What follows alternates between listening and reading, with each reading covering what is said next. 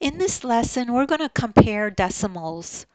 So if we have a problem like this that says compare 0.7 and 0.5, which sign makes the statement true?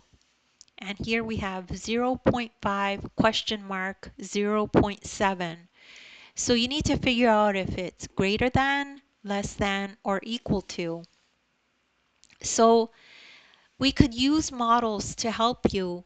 So here we have a model, and we could see that there's 1, 2, 3, 4, 5, 6, 7, 8, 9, 10. 10 bars here. And how many are filled in? There's 1, 2, 3, 4, 5.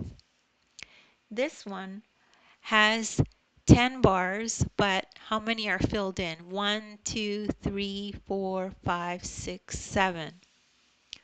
So we can see that 5 of the 10 columns are shaded.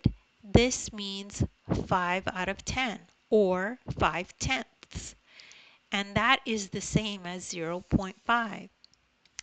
Then for this side, we can see that 7 of the 10 columns are shaded. This means 7 out of 10, or 7/10. That is the same as 0.7. So less of the model showing 0.5 is shaded. So 0.5 is less than 0.7. So we use the less than sign.